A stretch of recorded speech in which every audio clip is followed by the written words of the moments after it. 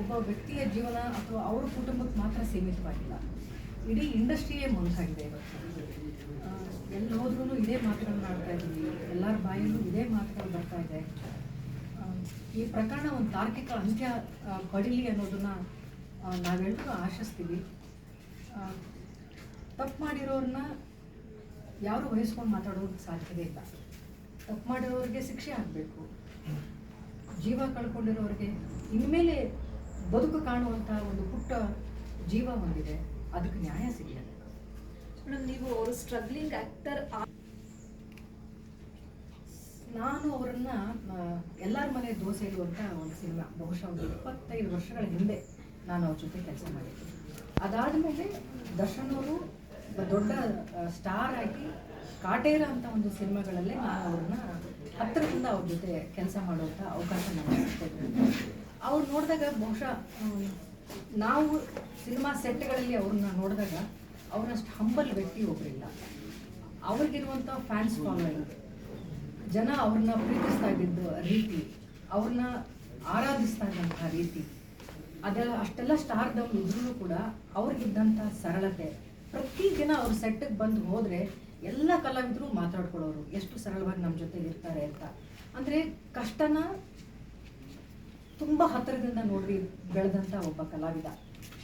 ಪ್ರತಿ ಶಾರ್ಟಲ್ಲೂ ಆ್ಯಕ್ಟ್ ಮಾಡುವಾಗ ನನ್ನನ್ನು ಇಷ್ಟಪಡುವಂಥ ಅಭಿಮಾನಿಗಳಿಗೆ, ನನ್ನ ಸಿನಿಮಾದಲ್ಲಿ ಒಬ್ಬ ಹೀರೋ ಅಂತ ನನಗೆ ದುಡ್ಡು ಕೊಟ್ಟು ನನ್ನ ಸಿನಿಮಾ ಬರೋ ಅಭಿಮಾನಿಗಳಿಗೆ ನಾನು ಏನಾದ್ರು ಕೊಡಲೇಬೇಕು ಸಿನಿಮಾದಲ್ಲಿ ಅಂತ ಪ್ರತಿ ಕ್ಷಣ ಅವರು ಅದಕ್ಕೆ ಹಾರ್ಡ್ ವರ್ಕ್ ಮಾಡಿರೋದನ್ನ ತುಂಬ ಹತ್ತಿರದಿಂದ ನೋಡಿದ್ದೀವಿ. ಬೆಳಗ್ಗೆ ಮೊದಲನೇ ಶಾರ್ಟ್ ಬಂದರೆ ಅವರು ಜಿಮ್ ಮಾಡೋರು. ಯಾಕಂದರೆ ಒಬ್ಬ ಹಳ್ಳಿ ಹುಡುಗನ ಪಾತ್ರ ಮಾಡುವಾಗ ಮೈಕಟ್ಟೆಲ್ಲ ಚೆನ್ನಾಗಿರಬೇಕು, ಪಾತ್ರಕ್ಕೆ ಹೊಂದ್ಕೊಳ್ಳೋ ನಾನು ಇರಬೇಕು ಅಂತ ಬೆಳಗ್ಗೆಯಿಂದ ಸಾಯಂಕಾಲದವರೆಗೂ ಅವ್ರ ಸೆಟ್ಟಲ್ಲಿ ಎಷ್ಟು ಸಮಯ ಕಾಲ ಕಳೀತಿದ್ರು, ಅಷ್ಟು ಸಮಯವೂ ಕೂಡ ಆ ಪಾತ್ರದ ಒಳಗೆ ಇರ್ತಾ ಇದ್ರು, ಆ ಪಾತ್ರಕ್ಕೆ ಜೀವ ಕೊಡ್ತಾ ಇದ್ರು. ಸೋಷಿಯಲ್ ಮೀಡಿಯಾ ಕಮೆಂಟ್ ಆಗಲಿ ಅಥವಾ ತುಂಬ ನಾನು ಇದುವರೆಗೂ ಮಾತಾಡಿಲ್ಲ ಈ ವಿಚಾರ ಬಗ್ಗೆ. ತುಂಬ ಗಂಭೀರವಾದಂಥ ವಿಚಾರ. ಯಾವುದೇ ಒಬ್ಬ ಹೆಣ್ಮಗಳ ಬಗ್ಗೆ ತುಂಬ ಕೆಟ್ಟದಾಗಿ ಕಮೆಂಟ್ ಮಾಡಿದಾಗ ತುಂಬಾ ಹರ್ಟ್ ಆಗುತ್ತೆ, ತುಂಬಾ ನೋವಾಗುತ್ತೆ.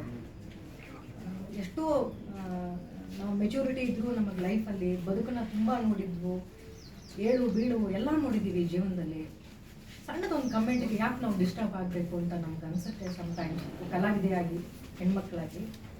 ಬಟ್ ಖಂಡಿತವಾಗ್ಲೂ ಸಾಧ್ಯ ಇಲ್ಲ, ಅದನ್ನು ಓವರ್ಕಮ್ ಮಾಡೋದು ತುಂಬ ಕಷ್ಟ ಇದೆ.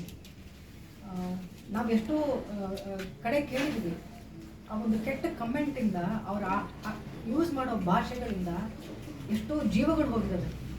ಆ ಅವಮಾನಗಳನ್ನು ಸಹಿಸ್ಕೊಳಕ್ಕಾಗದೆ ಎಷ್ಟೋ ಜನ ಪ್ರಾಣ ಕಳ್ಕೊಂಡಿದ್ದಾರೆ.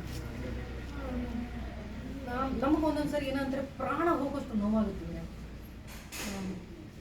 ಅವರು ಮಾಡೋವಂಥ ಕಮೆಂಟ್ಗಳು, ಅವರು ಯೂಸ್ ಮಾಡೋವಂಥ ಪದಗಳು. ನನಗೂ ಕೂಡ ನಾವು ಮಾಡೋ ಯಾವುದೋ ಒಂದು ಸಣ್ಣ ಕೆಲಸಗಳ ಬಗ್ಗೆ ಜನ ಕಮೆಂಟ್ ಮಾಡುವಾಗ ಅವರು ಬಳಸೋವಂಥ ಪದಗಳಿದೆಯಲ್ಲ, ಅದನ್ನು ಜೀರ್ಣಿಸ್ಕೊಂಡು ಅರಗಿಸ್ಕೊಂಡು ಸಾಮಾನ್ಯವಾಗಿ ಮತ್ತೆ ಎದ್ದು ಬಂದು ಕೆಲಸ ಮಾಡೋದು ನಮಗೆ ಅದು ಸುಲಭವಾದ ಟಾಸ್ಕ್ ಏನಲ್ಲ.